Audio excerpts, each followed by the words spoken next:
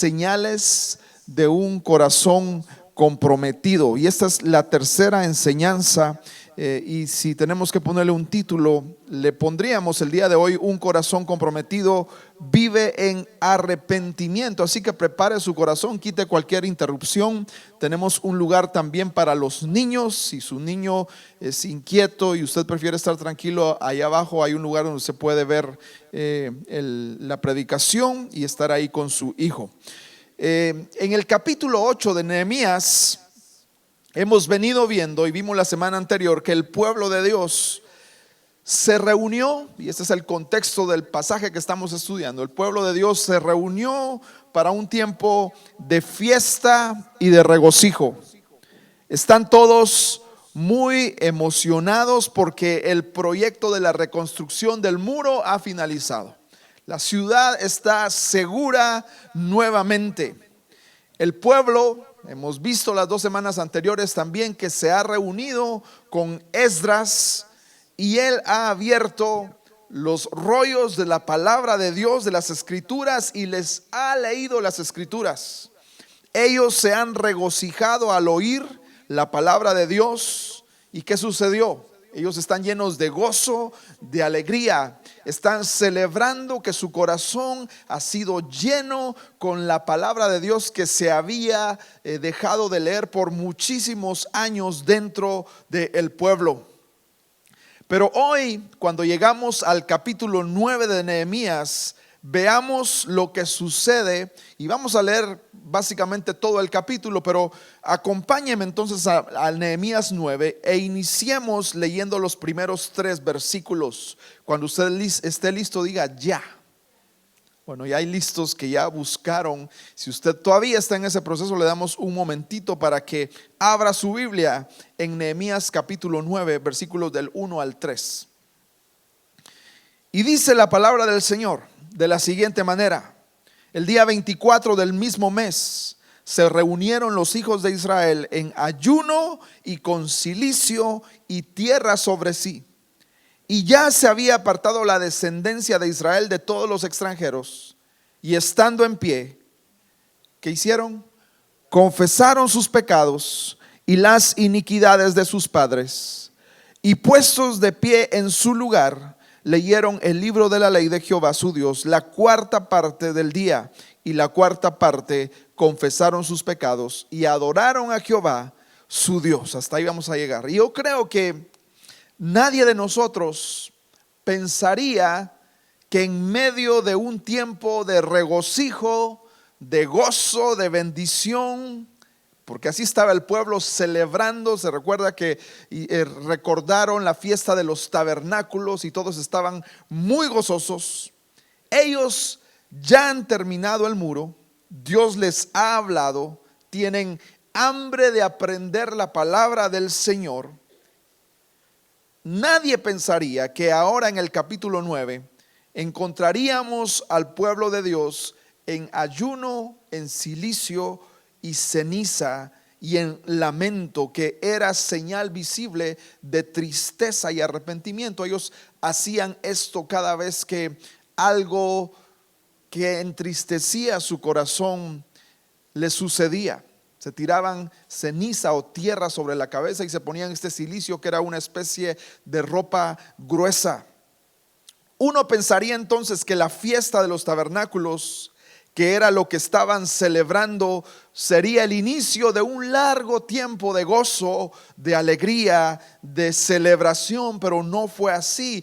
Un día después que esta gran fiesta termina, y era una fiesta para adorar a Dios, era parte de la ley del pueblo de Israel. Ahora que se reúnen esta vez, el gozo ha cambiado. La alegría se ha convertido en lágrimas. Pero amados hermanos, la buena noticia es que toda esta tristeza no es por algo malo que haya pasado. Más bien lo que sucede en este momento es que en su corazón empiezan a suceder cosas que Dios está obrando en sus vidas. Vea el versículo 4, dice: luego se levantaron sobre la grada de los levitas Yeshua, Bani, Cadmiel, Sebanías, Buni, Serebías, Bani y Kenani, y clamaron en voz alta a Jehová su Dios. Y esto es una demostración no de un emocionalismo vacío. No fueron lágrimas de cocodrilo o simplemente emociones sin propósito las que ellos manifestaron. Por el contrario, ellos han tenido un cambio profundo, tan profundo en su corazón. Y esto es el resultado de estar expuestos humildemente a la palabra de Dios. Porque como dijimos hace 2 domingos, el resultado de escudriñar la palabra del Señor siempre debe traer no solamente información, sino transformación a nuestros corazones. Y ha sido este contacto con la palabra por más de 8 días. Recordemos que ellos se reunieron un día con Esdras por más de 3 horas y media, 4 horas desde el inicio del día hasta el mediodía, y lo siguieron haciendo por 7 días continuos. Y esto ha traído un cambio tremendo a sus corazones. Por eso no hay duda que la palabra de Dios es como una espada de 2 filos, es lo que la Biblia dice. Lea conmigo lo que dice Hebreos 4:12, porque la palabra de Dios es viva y eficaz y más cortante que toda espada de 2 filos, y penetra hasta partir el alma y el espíritu, las coyunturas y los tuétanos, y discierne los pensamientos y las intenciones de ¿qué? De nuestro corazón. Así que es evidente que cuando venimos sinceramente a escuchar la palabra del Señor y lo hacemos con humildad delante de Él, amados hermanos, algo tiene que suceder. Dios nos muestra con su palabra quién es Él, pero también nos muestra quiénes somos nosotros. Nos muestra la condición de nuestro corazón. Es como una lámpara que alumbra aquello que no está bien en nuestras vidas y nos hace indiscutiblemente reconocer nuestro pecado, nuestra necesidad de Dios. ¿Y cuándo necesitamos usted y yo de Dios? ¿Los domingos solamente? No, cada minuto de nuestra vida. Cada día necesitamos que Dios alumbre nuestro corazón. Su palabra nos muestra que éramos ovejas perdidas y también nos alumbra para mostrarnos qué es lo que hemos dejado de hacer, y también nos dice qué es lo que ya no debemos hacer. Aún aquellas cosas que estamos haciendo, si hay algo que no debemos hacer, su palabra nos lo va a mostrar. Y al reconocer esto, nuestro pecado, nuestra desobediencia, eso nos lleva a decirle a nuestro Dios: Señor, perdóname nuestras deudas, perdóname mi deuda, perdóname mi pecado, Señor, como también dice el Padre nuestro, nosotros perdonamos a aquellos que nos ofenden. Y todo esto es lo que sucede en este capítulo 9 con el pueblo de Dios, cuando el pueblo se reúne para confesar su pecado, y no solamente los pecados, sino también dice que ellos confesaron por los pecados de una nación, de toda la nación, que generaciones anteriores se había alejado de Dios. Me llama la atención mucho eso, porque no solamente piden perdón de manera personal, pero también se arrepienten del pecado de Israel como nación, porque ellos sabían que se habían asociado muchas veces con pueblos paganos, y ahora deciden separarse de estos pueblos que no adoran a Dios y renovar su fe como pueblo del Señor. Así que vemos hoy que cuando ellos deciden obedecer la palabra de Dios que han escuchado, el resultado es que confesaron humildemente sus pecados delante de Dios. Y aunque este capítulo es un poco extenso, yo quiero que veamos 3 principios importantes que yo estoy seguro Dios tiene para nosotros en esta mañana. Hay al menos 3 principios en los que están basados en el arrepentimiento. Recuerden que el tema de hoy es una persona, un corazón comprometido con Dios vive en, diga conmigo, arrepentimiento. ¿Cómo nosotros podemos vivir en arrepentimiento? Aquí hay luz de la palabra del Señor que nos da estos 3 pasos. El número 1, al leer este capítulo, descubrimos que estas personas, al confesar su pecado, se arrepintieron con un espíritu de ¿qué? de quebrantamiento. Leímos en el versículo 1 que su festejo se convirtió en ayuno, en cilicio, se echaron tierra sobre sus caras en señal de dolor. Sus días de alegría se convirtieron en días de gran quebrantamiento. Clamaron a Dios pidiendo perdón. Yo me he dado cuenta que buscamos siempre el gozo. Si tú y yo somos sinceros, creo que no es lo que a la gente le gusta ni a nosotros nos gusta. Generalmente nos gusta la celebración, nos gusta cantar, nos gusta cuando Dios nos bendice y damos testimonio de todas las cosas buenas que nos suceden en la vida. Pero no es muy común escuchar que alguien diga: bueno, yo quiero hoy doblar mis rodillas, yo quiero que hagamos más servicios de oración para pedir perdón por mis pecados. Creo que en la iglesia pasada existía eso más, pero hoy eso se ha perdido en nuestros tiempos.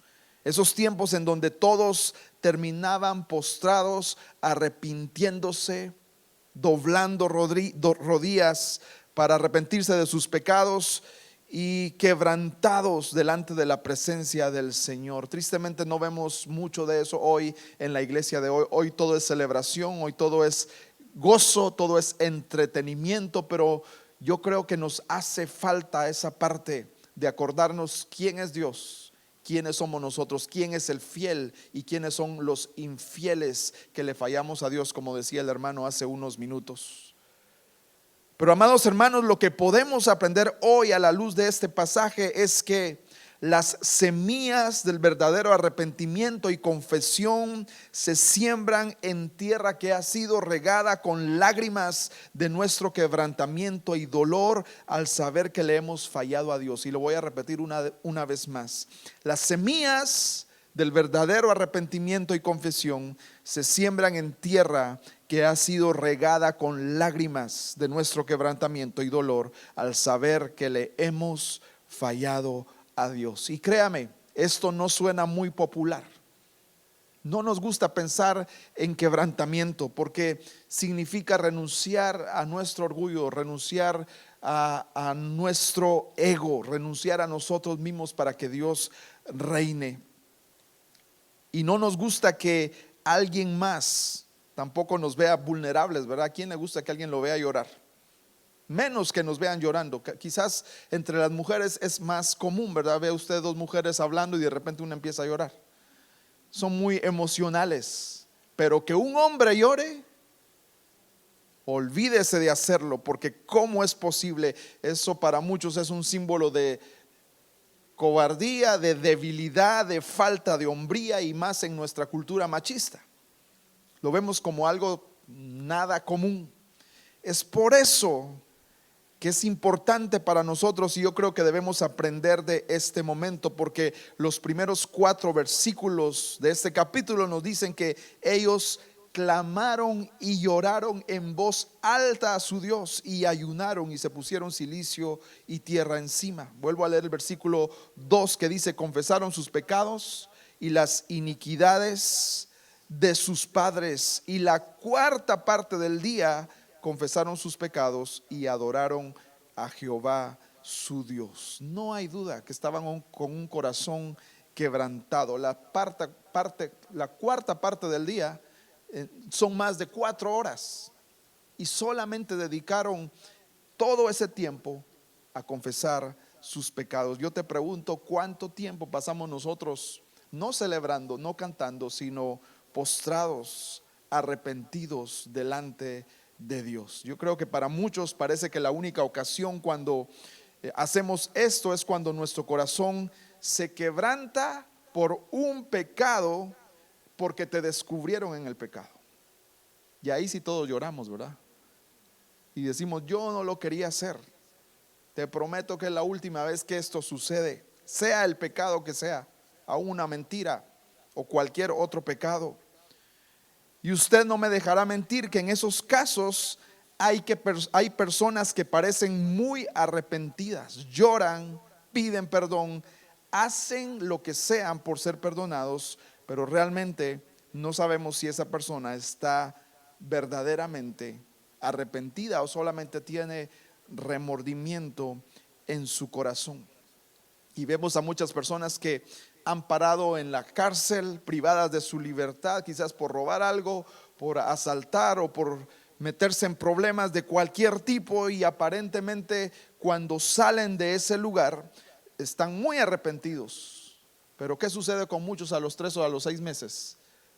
Regresan a hacer lo mismo y regresan a estar en el mismo lugar de donde habían logrado salir. ¿Qué es lo que demuestra eso? Que realmente no tenían un arrepentimiento genuino en sus corazones. Pero amados hermanos, el pueblo de Israel en este momento no estaba fingiendo por ningún lado. Ellos no estaban en problemas, nadie los encontró pecando. Acababan de disfrutar una gran fiesta, acababan de terminar un gran proyecto, la ciudad estaba completamente terminada y ahora se sentían seguros.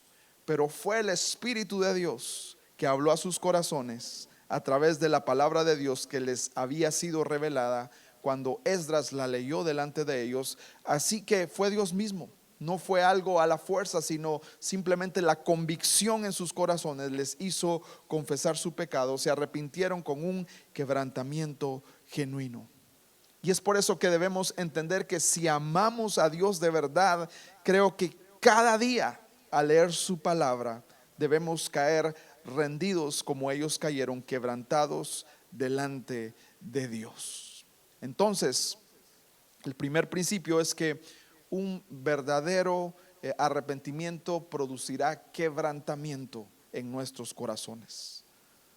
Porque si para ti es muy fácil decir Señor perdóname y no hay quebrantamiento en tu corazón, duda de ti mismo si realmente estás arrepentido. Número 2, el segundo principio es el siguiente: ellos reflexionaron inmediatamente después en sus bendiciones. Y la verdad es que se oye algo extraño, porque ¿por qué alguien con un espíritu quebrantado, arrepentido, estaban llorando, estaban quebrantados, estaban postrados, empiezan a repasar las misericordias y las bendiciones de Dios? Sin embargo, si nota conmigo, la oración real va a empezar en el versículo 6 que vamos a leer en unos momentos. A partir del versículo 6, el pueblo literalmente, ellos resumen la larga historia del trato de fidelidad que Dios tuvo con el pueblo de Israel. Ellos conocían muy bien toda la historia desde el Génesis en adelante, y entonces empiezan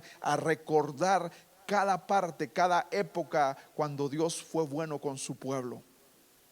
De hecho, este capítulo 9 es una de las oraciones más largas de la Biblia, aunque hay otras 2 oraciones bastante largas en el Antiguo Testamento, y les voy a dar un tip para recordarlas, porque es muy fácil recordarlas. Esta está en Nehemías 9, hay otra en Esdras 9 y la tercera está en Daniel 9. Entonces todas están en el capítulo 9: Esdras, Nehemías, Daniel, capítulo 9. Ahí encontrará usted 3 oraciones largas registradas en la Biblia.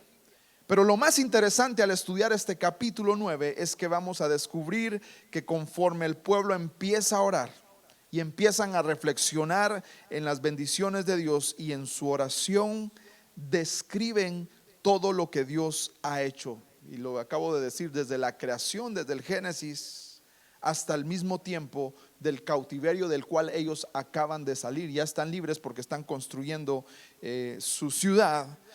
Por ejemplo, voy a resumir rápidamente esto: de los versículos 5 al 8 cubren desde la creación hasta el tiempo de Abraham.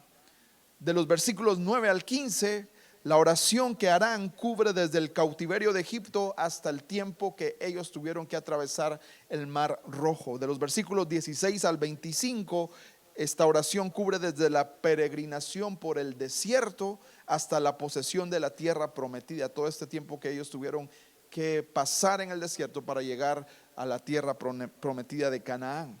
Del 26 al 31, la oración cubre desde el tiempo de los jueces hasta el tiempo del cautiverio. Es decir, toda la oración es como un recorrido de todo lo que Dios ha hecho, no solamente con ellos, pero también con sus antecesores, pero al fin de cuentas con el pueblo del Señor. Si usted lee en casa detenidamente todo el capítulo, se dará cuenta, y esta es parte importante de esta enseñanza, que hay un tema principal. ¿Cuál es el tema? Bueno, lo podríamos dividir en dos. Número uno, la fidelidad de Dios, pero también el fracaso del hombre. Toda esta oración es basada en eso, en la fidelidad de Dios, pero también en el fracaso espiritual del ser humano. De hecho, hay dos frases que se repiten, y lo vamos a leer en un momento, a lo largo de estos versículos. Ellos en su oración mencionan muchas veces y dicen, pero tú, para referirse a la fidelidad de Dios, pero también dicen, pero ellos, cuando hablan del fracaso de sus hermanos cuando le fallaron al Señor. Versículo tras versículo hay una conversación entre ambas, la gran fidelidad de Dios y los grandes fracasos constantes del ser humano. Y yo creo, amados hermanos, que quizás cuando leemos el comportamiento del pueblo, no solo aquí, pero en todo el Antiguo Testamento, creo que todos nos preguntamos, bueno, pero si ellos fueron tan bendecidos, si vieron caer maná del cielo, si Dios les abrió el mar y lo partió a la mitad, ¿cómo es posible que estos israelitas fueron tan malagradecidos con un Dios tan bueno? Y les criticamos. ¿Cómo es posible que después de recibir las bendiciones eran tan malagradecidos? Y es muy fácil decir eso, señalarlos y decir esto, y decir también, bueno, yo nunca hubiera hecho esto. Pero yo creo que a veces hablamos muy rápido, porque si pensamos en nosotros mismos, en nuestra generación, nos damos cuenta que la historia del pueblo de Israel es la historia del pueblo de Dios en toda generación, incluyéndonos a nosotros. Nosotros mismos hemos sido tan bendecidos por Dios. Hoy le cantábamos y le agradecíamos por su bondad, por su misericordia. Hoy estamos aquí reunidos con muchas cosas que agradecer a Dios, con provisión, con techo, con salud. Muchos nos hemos enfermado, pero Dios nos tiene hoy aquí con salud, con vida, en un tiempo y lugar de la historia en el que podemos proclamar la palabra de Dios libremente. Y lo he dicho muchas veces, pero lo vuelvo a decir, hoy en día hay muchos pueblos en donde no tienen ni siquiera un libro de la Biblia traducido en su idioma. Leen lo que les llega de otros lugares, pero no tienen la bendición como usted y yo la tenemos, de tener muchas Biblias, muchas traducciones, y tener la libertad de abrirla en donde usted quiera. Usted puede ir a un parque y abrir su Biblia y nadie le va a decir nada, porque tenemos esa libertad.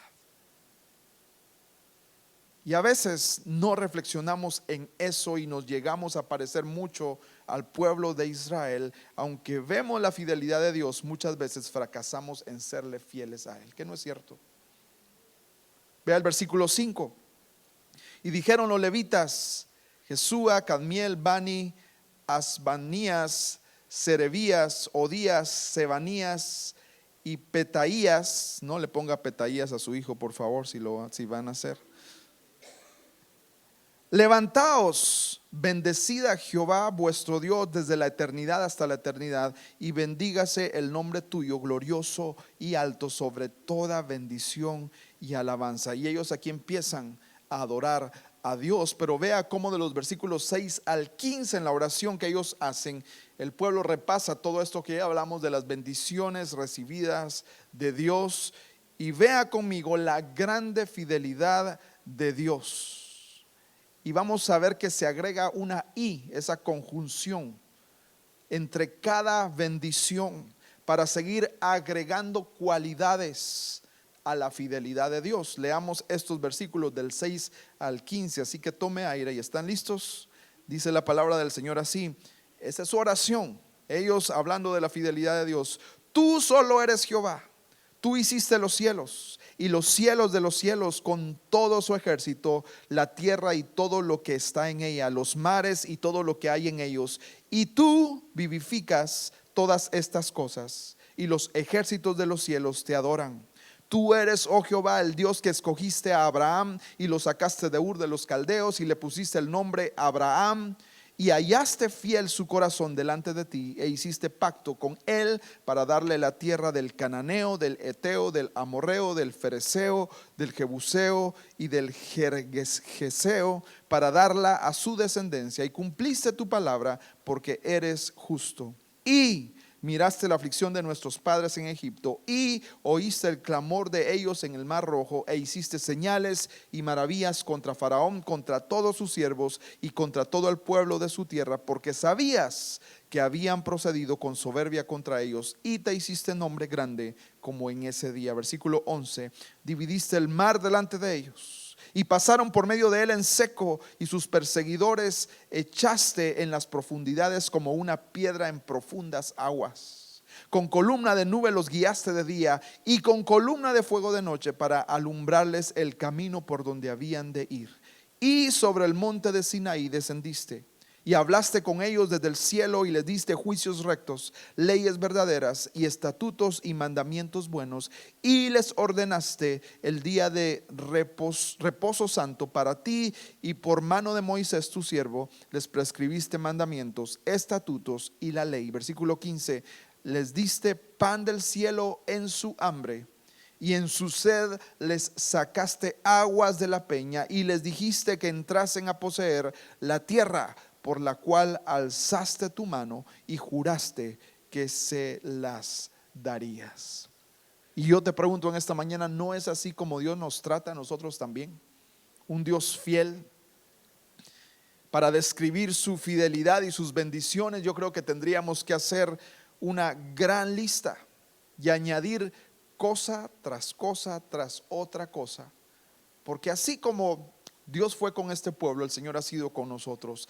¿Qué es lo que ha hecho Dios por usted en esta mañana? Bueno, ha hecho muchas cosas. Dios derrama su bendición, derrama su misericordia, su amor, su provisión, su gracia, su perdón, y la lista podría ser innumerable el día de hoy. La fidelidad de Dios en el peor día de tu vida nos pone en una posición muchísimo mejor que el mejor día en la vida de una persona sin Cristo. ¿Has pensado en eso? Que la fidelidad de Dios en el peor día de tu vida te pone en una posición mucho mejor que el mejor día de que una persona pueda tener, pero que no está Cristo en su corazón. ¿Por qué? Porque si Cristo está en nuestros corazones, lo tenemos todo. Aún en el momento más difícil, el Señor permanece fiel. Podrían tenerlo todo en esta tierra aquellos que no tienen a Cristo, pero si no tienen a Cristo, no tienen absolutamente nada. Y déjame resumir entonces algunas de las cosas que leímos que nos hablan de la fidelidad de Dios en estos versículos. En el versículo 6, Él es el Dios de la creación. En el versículo 7, Él es el Dios de la gracia. En el versículo 9 es el Dios que responde a la oración. Versículos 10 al 12 es el Dios de libertad, de liberación. El versículo 13 es el Dios de revelación. Versículo 15 es el Dios que nos provee. Amados hermanos, no hay nadie como nuestro Dios. Eso es lo que la oración dice. Ese es el sentir que el pueblo tenía. No hay nadie como nuestro Dios. Y sabe que es lo mejor de todo esto, que si comparamos estos versículos de la fidelidad de Dios con los que hablan del fracaso del hombre, si usted compara ambas listas, encontraremos que se nos habla mucho más de la fidelidad de Dios que de nuestro fracaso. Dios, gracias a Dios, es mucho más fiel a nosotros, aunque nosotros tristemente le seguimos fallando a lo largo de nuestra vida. Aparecen estos adjetivos de Dios. Dice que Él es misericordioso, es grande, es poderoso, es justo y es bueno. Y vemos en todos estos versículos las maneras, muchas maneras en que Dios continúa siendo fiel. Pero, siempre hay un pero. El ser humano, ¿cómo es? En el versículo 16 cambian las cosas y aquí tenemos descrito el fracaso del ser humano. Lea conmigo versículos 16 y 17. Mas ellos y nuestros padres fueron, ¿qué fueron? soberbios y endurecieron su cerviz, es decir, fueron necios y no escucharon tus mandamientos, no quisieron oír ni se acordaron de tus maravillas que habías hecho con ellos. En otras palabras, fueron malagradecidos. Antes endurecieron su cerviz y en su rebelión pensaron poner caudillo para volverse a su servidumbre. En otras palabras, esto dice que el ser humano es orgulloso, malo, pecador y termina siendo perverso. Pero vea lo que sigue a continuación. Vemos una vez más la fidelidad de Dios. Pero tú eres Dios. Siguen orando y dicen: tú eres Dios que perdonas, clemente y piadoso, tardo para la ira y grande en misericordia, porque no los abandonaste. Además, cuando hicieron para sí becerro de fundición y dijeron: este es tu Dios que te hizo subir de Egipto, y cometieron grandes abominaciones. ¿Qué hizo Dios ante este fracaso? ¿Se recuerdan cuando ellos se volvieron idólatras y levantaron este gran becerro? Bueno, ¿qué hizo Dios? Versículo 19: tú con todo, por tus muchas misericordias, no los abandonaste en el desierto. La columna de nube no se apartó de ellos de día para guiarlos por el camino, ni de noche la columna de fuego para alumbrarles el camino por el cual habían de ir. Y enviaste tu buen espíritu para enseñarles, y no retiraste tu maná de su boca, y agua les diste para su sed. Los sustentaste 40 años en el desierto, de ninguna cosa tuvieron necesidad. Sus vestidos no se envejecieron, ni se hincharon sus pies. Y les diste reinos y pueblos, y los repartiste por distritos, y poseyeron la tierra de Sehón, la tierra del rey de Hesbón, y la tierra de Og, rey de Basán. Multiplicaste sus hijos como las estrellas del cielo, y los llevaste a la tierra de la cual habías dicho a sus padres que habían de entrar a poseerla. Los hijos vinieron y poseyeron la tierra, y humillaste delante de ellos a tus moradores, a los moradores del país, a los cananeos, los cuales entregaste en su mano, y a sus reyes y a los pueblos de la tierra, para que hiciesen de ellos como quisieran. Y tomaron ciudades fortificadas y tierra fértil, y heredaron casas llenas de todo bien, cisternas hechas, viñas y olivares, y muchos árboles frutales. Comieron, se saciaron y se deleitaron ¿en qué? En tu gran bondad. Wow, así de grande es Dios. Pero vea una vez más, porque aquí está este diálogo entre la fidelidad de Dios y el fracaso del hombre. Versículo 26. ¿Qué hizo el pueblo ante tan grande fidelidad? Pero te provocaron a ira y se rebelaron contra ti, y echaron tu ley tras sus espadas, y mataron a tus profetas que protestaban contra ellos para convertirlos a ti, e hicieron grandes abominaciones. Entonces los entregaste en mano de sus enemigos, los cuales los afligieron. Pero en el tiempo de su tribulación clamaron a ti, y tú desde los cielos los oíste, y según tu gran misericordia les enviaste libertadores para que los salvasen de mano de sus enemigos. Pero una vez más, que tenían paz, volvían a hacer lo malo delante de ti, por lo cual los abandonaste en mano de sus enemigos, que los dominaron. Pero volvían y clamaban otra vez a ti, y tú desde los cielos los oías, y según tus misericordias muchas veces los libraste, les amonestaste a que se volviesen a tu ley. Y a medio versículo hay un cambio de la fidelidad al fracaso, porque sigue diciendo el versículo 29: mas ellos se llenaron de soberbia y no oyeron tus mandamientos, sino que pecaron contra tus juicios, los cuales si el hombre hiciere, en ellos vivirá. Se rebelaron, endurecieron su cerviz y no escucharon. ¿Qué hizo Dios? Él es siempre fiel. Dice: les soportaste por muchos años y les testificaste con tu espíritu por medio de tus profetas. Y una vez más el fracaso del hombre: pero no escucharon, por lo cual los entregaste en mano de los pueblos de la tierra.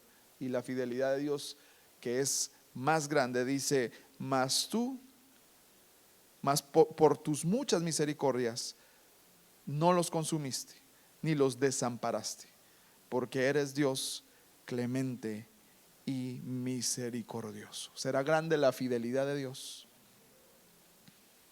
A pesar de nuestro fracaso, porque una y otra vez Dios vuelve y nos rodea con su misericordia y nos llama de nuevo, amados hermanos, con amor. Y luego, debido a que somos gente de dura cerviz, somos necios muchas veces, salimos como este pueblo y aún viendo la grande fidelidad de Dios, le seguimos fallando una y otra vez. Pero entonces, ¿qué sucede? Dios derrama nuevas misericordias y nos trae de regreso. Y yo sé que quizás al escuchar todo esto, alguien piensa que después de atravesar ese ciclo unas cuantas veces, nos detendríamos y reflexionaríamos en la bondad de Dios. Pero amados hermanos, vuelvo a decir, nos parecemos tanto a los israelitas. Muchas veces somos personas de dura cerviz, que continuamos mirando la fidelidad, la gracia, la bondad de Dios sobre nuestras vidas y luego salimos y seguimos nuestro propio camino, nos alejamos hasta que Él nos llama tiernamente de nuevo con su amor. Yo quiero decirles algo el día de hoy. Dios, gracias a su infinita bondad, no es un Dios de una segunda oportunidad. Él es el Dios de muchas oportunidades, de la tercera a la quinta, y si es necesario nos dará 100 o 200 oportunidades. Y ahí está Dios cada día con nuevas misericordias para darnos una nueva oportunidad. Si no fuera por eso, nadie de nosotros, créame, estaríamos hoy aquí. Este lugar estaría vacío. Ni ustedes ni yo estaríamos acá, porque todos estaríamos, si hubiéramos ido hace mucho tiempo, consumidos por la santidad de Dios en un instante. Así que este pueblo oró y confesó su pecado, reflexionó en su bendición.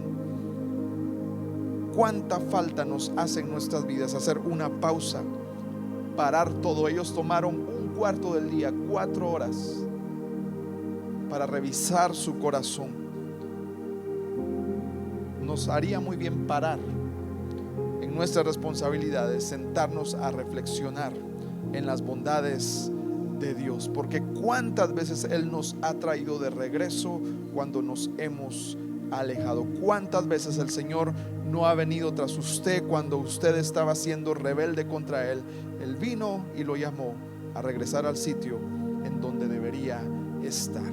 No hay duda, hermanos, cuando leemos este pasaje, que tenemos a un Dios grandemente amoroso, un Dios justo, verdadero y recto para siempre, pero sobre todo un Dios grande, grande en misericordia y en bondad. Hemos visto 2 principios. El primero fue, al confesar su pecado, ellos se arrepintieron, no como algo normal, sino que con quebrantamiento en su corazón, que los llevó a derramar lágrimas, que los llevó a sentirse muy tristes al darse cuenta que le habían fallado al Señor. Número 2, al confesar su pecado, ellos reflexionaron en su bendición, y ya vimos cómo ellos manifestaron su gratitud por tanta fidelidad de Dios. Y el tercer punto es el siguiente: al confesar su pecado, ellos reconocieron su condición pecadora. Leamos los versículos 32 y 33, y esta es la confesión que ellos hacen delante del Señor. Después de tan tremenda oración que estaban haciendo, ahora ellos confiesan su pecado y dicen: ahora pues, Dios nuestro, Dios grande, fuerte, temible, que guardas el pacto y la misericordia, no se ha tenido en poco delante de ti todo el sufrimiento que ha alcanzado a nuestros reyes, a nuestros príncipes, a nuestros sacerdotes, a nuestros profetas, a nuestros padres y a todo tu pueblo, desde los días de los reyes de Asiria hasta este día. Pero tú eres justo en todo lo que ha venido sobre nosotros, porque rectamente has hecho. Y ellos reconocen y terminan diciendo: mas nosotros hemos hecho lo malo. ¿Qué significa todo esto? Bueno, esa es una confesión bíblica. ¿Qué es confesar un pecado? Bueno, es reconocer con honestidad en nuestros corazones que hemos entendido y creemos que nuestro pecado es realmente lo que Dios dice que el pecado es. Es decirle a Dios: Señor, perdóname, reconozco que esto que hice es pecado, esto que estoy haciendo es pecado, porque tu palabra dice que lo es. ¿Saben que es muy fácil muchas veces esquivar nuestros pecados y disfrazarlos de algo no tan malo? Es fácil justificarnos y decirle a Dios: Señor, yo sé que no debía hacer esto, pero tuve que hacerlo por esta y por esta y por esta otra razón. Así que, aunque tú dices esto, Señor, déjame debatir y date cuenta, Señor, que no es tan malo como tú dices que es. Tengo razones, Señor, para hacer esto, cuando realmente la libertad verdadera la tendremos cuando vengamos a Dios, y aunque nos cueste, le podamos decir: Señor, tenías razón en cuanto a mi pecado, me equivoqué, fallé, me arrepiento, y por eso hoy lo confieso delante de ti. Señor, tú tienes razón, porque tú dices que es pecado. Yo lo reconozco y te pido perdón. Reconozco que he fallado y lo confieso hoy y me arrepiento. Ya no lo quiero hacer más. Y si lo vemos realmente como Dios lo ve, al reflexionar en la bondad de Dios en nuestras vidas, en su fidelidad, y la comparamos con nuestros fracasos espirituales, entenderemos, amados hermanos, lo apropiado y lo necesario que es para nosotros confesar nuestros pecados de manera continua. Es decir, el confesar nuestros pecados no solamente es un evento: bueno, yo lo voy a hacer tal día al año y después el otro año me vuelvo a arrepentir. No se trata de eso. Se trata de hacerlo constantemente, cada día. Un escritor, él estaba en un retiro, y en ese retiro él quería ser honesto con Dios y verdaderamente confesar sus pecados. Y él dice en uno de sus libros que él usó una lista de autoexaminación porque desesperadamente le preocupaban esas cosas que estaban mal en su corazón, y él quería revisar su corazón. Y yo creo que el error que tenemos es que queremos confesar un pecado cuando pensamos que el pecado es demasiado grave, pero de lo contrario vivimos como si todo estuviera bien, y hacemos de la confesión y del arrepentimiento un evento muy de vez en cuando. Acabo de decir cada un año o cada 6 meses, yo no sé. Pero ¿qué quiero decir con esto? Dios nos llama a confesar nuestros pecados cada día. ¿Por qué? Porque alguien puede decir: bueno, pastor, lo que pasa es que para alguien que está empezando en el cristianismo está bien que lo haga cada día, pero yo soy lo suficiente ya maduro en el Señor, así que yo sí lo puedo hacer ya cada 6 meses, porque ya casi no peco, pastor. No me ve la aureola que tengo arriba. Pero déjeme decirle algo: de pensamiento, de palabra o de hecho, ofendemos a Dios a cada momento, y eso es pecado, y eso necesita arrepentimiento. En otras palabras, debemos vivir arrepintiéndonos, humillándonos, quebrantando nuestro corazón ante la fidelidad de Dios cada día de nuestras vidas. Ninguno de los que está acá puede o podemos decir que no lo necesitamos, porque todos le fallamos al Señor. Por eso me gustaría que tomemos unos momentos para meditar en esto y confesar nuestros pecados delante de Dios. Y voy a usar algunas de las preguntas que este escritor utilizó en ese momento de necesidad de revisar su corazón. Y cuando las lea, tú pregúntate, no codees a tu esposa, a tu esposo, de ahí te hablan. No, esto es para tu corazón, no para nadie más.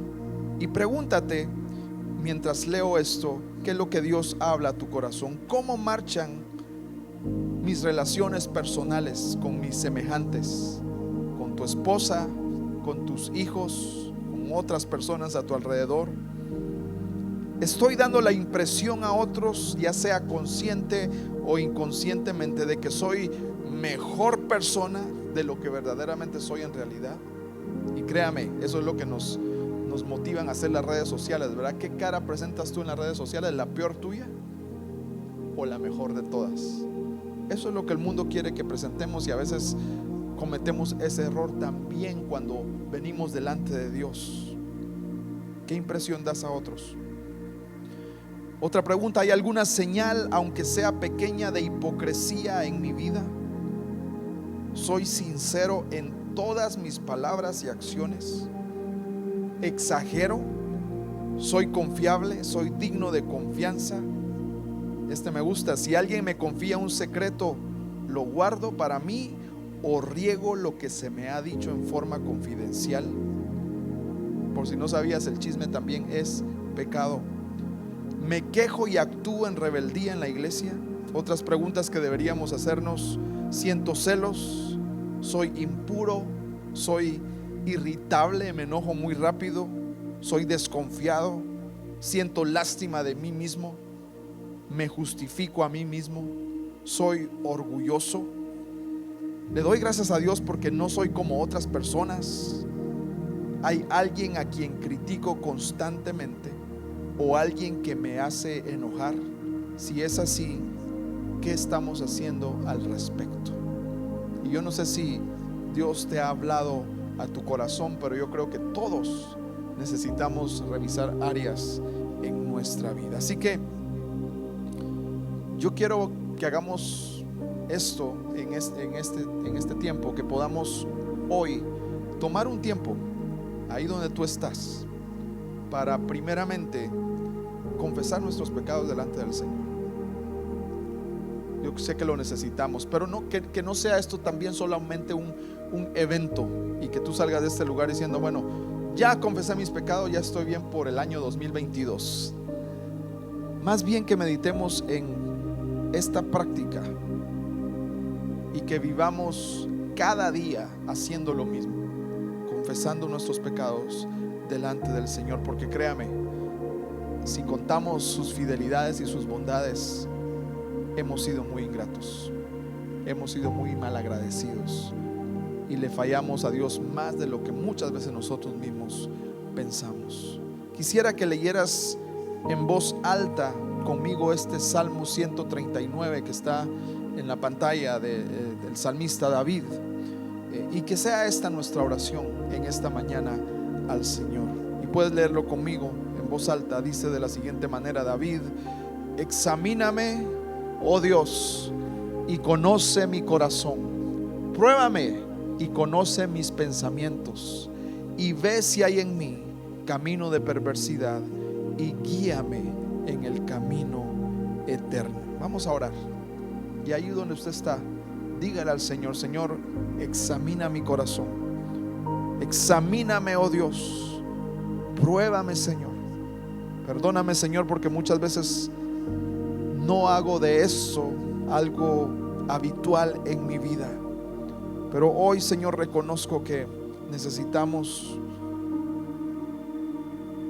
espíritus quebrantados.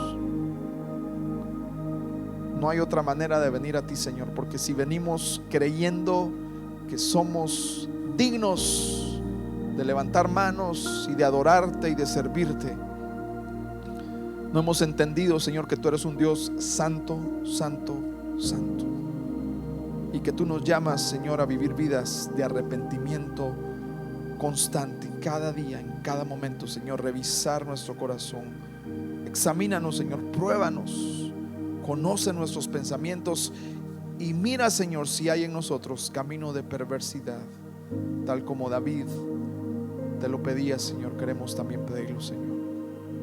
Perdónanos, Señor, perdónanos, porque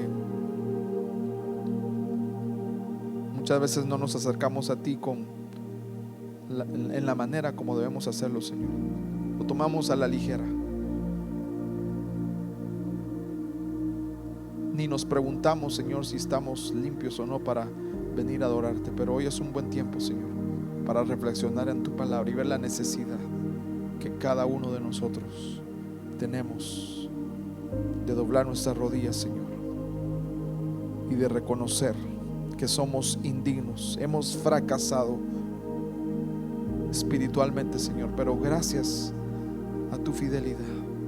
Y gracias que el precio que nosotros merecíamos fue pagado por tu Hijo, a quien tú enviaste a este mundo, y siendo Dios se hizo hombre, y siendo perfecto, Señor, llegó hasta la cruz, para que a través de ese sacrificio, el sacrificio de Jesús en la cruz del Calvario, nosotros tuviéramos hoy acceso a tu presencia, Señor. Y gracias porque en Cristo ahora, Señor, tu justicia ha sido imputada en nuestros corazones, y nuestro pecado, Señor, tú lo pagaste en la cruz del Calvario. Una vez más mostraste tu grande amor y tu gran fidelidad. Ayúdanos, Señor, a vivir vidas quebrantadas. Y hoy, Señor, como lo hizo el pueblo en aquel momento, queremos cantar y darte gracias por tu bondad, porque sin duda, Señor, tú has sido y sigues siendo un Dios bueno para nosotros.